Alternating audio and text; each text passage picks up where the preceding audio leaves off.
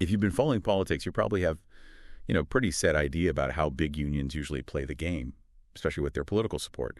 But what if one of those powerful unions in America is actually rewriting that script quietly, but very deliberately? Exactly. We're talking about the Teamsters, the International Brotherhood of Teamsters. I mean, 1.3 million members. They're a real force.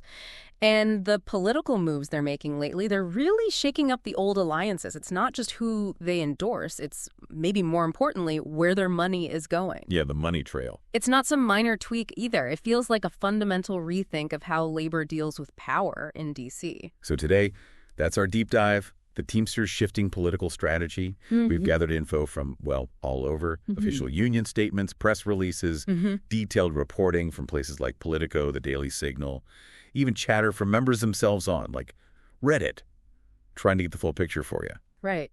And our goal here is really to boil down what all these different sources are saying, help you grasp the pressures, both inside the union and from the outside, that are shaping these decisions. And why it matters. And why it matters to you, whether you're in a union or just watching how American politics is changing. Okay, so let's start with the basics. The Teamsters have this political arm, D-Drive, stands for Democrat, Republican, Independent Voter Education. Right. And their official mission is pretty clear. Fight back against big business and corporate special interest. Right. Elect leaders who put workers first. They always say they're nonpartisan, independent. Yeah, that nonpartisan declaration is key. But what does that actually mean day to day, beyond the label? Well, in practice, G-Drive has typically, put out voter guides for members, organized rallies, given money to candidates, always framed within that workers first idea. They try to be pragmatic. And that nonpartisan stance, even if maybe it wasn't always obvious in who they backed financially for a long time, it's crucial for understanding these more recent moves, these bolder steps. They're essentially saying, look, our loyalty isn't to a party, it's to our members' bottom line. And bolder or unexpected definitely fits. Because despite saying they're nonpartisan for nearly 20 years, their money overwhelmingly went to Democrats. Right. It was almost automatic. But now, there's a real shift, a marked one. For the second election cycle in a row, D-Drive is actually donating to Republicans. And this is where the numbers really tell the story. If you look at this second fundraising quarter of 2025, just that one quarter D-Drive gave almost $70,000 to Republicans. $70,000? Yeah. That breaks down to like $5,000 for the National Republican Congressional Committee, $62,000 split among 22 House Republicans, plus another $50,000 to the Republican Attorneys General Association. Okay, that's significant. It is. Now, to be clear, they haven't completely cut off the Democrats. There was still $15,000 for the DCCCC, $200,000 for the Democratic AG's group, so still support there. But the fact that they're systematically funding Republicans now, after basically 2 decades of exclusive Democratic support, that's a major strategic change. It's not just pocket change. Signal something bigger. Exactly. It shows they're reassessing where their political investments make the most sense. And beyond the money, maybe even more surprising, was their decision not to endorse anyone for president in 2024. I mean, for the Teamsters, that's huge. Unprecedented, really. Yeah, that sent shockwaves. Why sit that one out? The biggest endorsement, maybe. Well, the sources point to 2 main things. First, there just wasn't agreement among the members. Polling showed they were really split. Endorsing one candidate would have ticked off a big chunk of their own people. Okay, internal division. Makes sense. And second, maybe even more crucial, the leadership felt they just couldn't get the solid, fundamental commitments they needed from either side, from Trump or from Harris. Neither one.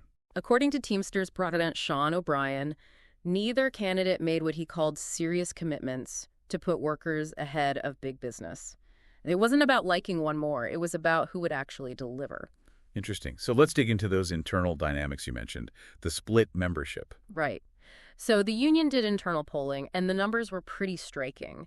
One poll had nearly 60% of Teamsters backing Trump over Harris, 60 to 34 specifically. Another one was similar, 58 to 31. Wow. That's not what many would assume for a major union. Exactly. And what's really unusual is that the union leadership actually released these numbers publicly.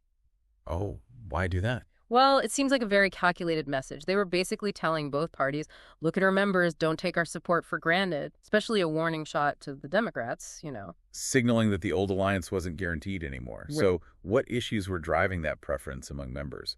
O'Brien himself has criticized Democrats, saying their focus on, quote, social justice issues wasn't hitting home. Yeah, he was pretty blunt. He said members care more about more money in their pockets, more job protection, and better pensions. Pretty bread and butter stuff. It is, and it highlights this growing schism, as some sources call it, within the wider labor movement. You even see it inside the Teamsters leadership. Like, you had one VP, John Palmer, call the non-endorsement cowardice. He clearly backed Harris. That's the more traditional union view, maybe. Yeah, right. But then another VP, Gregory Floyd, basically said, hey, the Teamsters are more conservative than other unions. And he wasn't surprised at all, given how members felt. And it's not just leaders. You hop onto places like Reddit, you see the rank and file members arguing about it. Some are frustrated with Democrats moving away from economic basics. Others worry about cozying up to Republicans. It's messy. Definitely not a monolith. Okay, so internal factors. What about external pressures? O'Brien has also hit Democrats pretty hard publicly, saying they've fallen in love with big money, big tech, and basically forgot who they're truly representing. Working people. That's strong language. It is. And at the same time, you have Republicans, especially Trump, actively trying to win over labor votes. The sources show he's had real success with voters without college degrees, folks earning under $50K demographics where unions are strong. There's been a clear effort to paint the GOP as a working-class party. Creating an opening, essentially. Exactly. It lets the Teamsters say to Democrats, if you're not listening, maybe someone else will. So when the Teamsters sat down with Trump and Harris, before deciding on the non-endorsement, what were the deal breakers? What were those specific red lines they needed commitments on? They were very clear. First, they wanted promises about non-interference in union organizing, and crucially, in their core industries. They specifically brought up that really bitter fight in 2022 with the railroad workers. Yeah, I remember that. Where Congress basically forced a contract on rail unions, including Teamsters members, that the workers themselves had rejected. That was seen as a huge betrayal, undermining the right to strike. So honoring the right to strike was paramount. Absolutely, and staying out of contract fights. And second, a really big one, was opposition to right-to-work laws. Okay, maybe just quickly explain right to work for anyone unsure. Why is that such a hard line? Sure. Right-to-work laws basically let workers in a union shop get all the benefits of the union, contract the wages, the protections, without having to pay any dues or fees. The free rider problem. Exactly. Unions argue it starves them of resources and weakens their power at the bargaining table. The Teamsters General Secretary-Treasurer, Fred Zuckerman, called it something that can kill labor unions. So a fundamental threat. Definitely. So in those talks, Harris apparently committed to signing the PRO Act, which would boost unions, and spoke against right to work. But Trump wouldn't promise to veto a national right to work law if it reached his desk. And that failing to get those solid commitments, especially on striking rights and opposing right to work from either candidate, was a huge factor in the non-endorsement. It showed a lack of commitment to their core needs. Okay, so despite all that political maneuvering, the non-endorsement, it's really important we talk about a massive win they had completely outside of politics. Right? Yes, absolutely critical context. The UPS contract, ratified August 2023. Huge majority, like 86% voted yes. This contract was a monster win, and it shows their power at the bargaining table, independent of who's in the White House. We're talking about a 5-year deal for over 340,000 workers. It delivered huge wage increases, immediate $2.75 an hour raise, $7.50 total over the 5 years. That's substantial. It really is. And for part-timers, who often get left behind, they immediately went to at least $21 an hour. Existing part-timers got an average wage boost of nearly 50% over the contract life. Full-time drivers, their top rate goes up to $49 an hour. $49 an hour. Wow. Plus, they got rid of that hated two-tier wage system. The lower-paid 22.4 drivers reclassified as regular drivers, equal pay for equal work. That must have been a huge morale boost. And wasn't it just about wages? What about conditions? Yeah, big improvements there, too. Safety was huge. They got guarantees for air conditioning and new delivery trucks, which is massive for drivers in the heat. Retrofitting older trucks, too, with fans, heat shields. Finally. Right. They also got Martin Luther King Day as a paid holiday. No more forced overtime on drivers' days off. Big quality of life stuff. And job creation. The deal created 7,500 new full-time jobs, opened up 22,500 positions, giving part-timers a real path to full-time work. That's impressive. And O'Brien made a point of saying, 0 concessions from the rank and file. He called it the most lucrative agreement ever for the Teamsters, set a new bar for everyone. It really shows their core strength lies in organizing and bargaining, doesn't it? Absolutely. That's their bread and butter. So, thinking bigger picture then, this whole strategy, engaging both parties, the non-endorsement, focusing on member priorities, flexing that bargaining muscle, feels like a pretty clear warning sign for Democrats, right? That their traditional lock on labor isn't so locked anymore. I think that's fair to say. It plugs into that wider trend we talked about, working-class voters looking elsewhere, Republicans actively courting them. It's just a real potential realignment within the labor movement. Unions aren't just automatically aligning with one party anymore. They're looking for who delivers the goods. Less about shared social values, maybe, and more about the paycheck and the contract. It seems that way, or at least a rebalancing. Economic issues are coming to the forefront very strongly. So what does this mean for the future, then?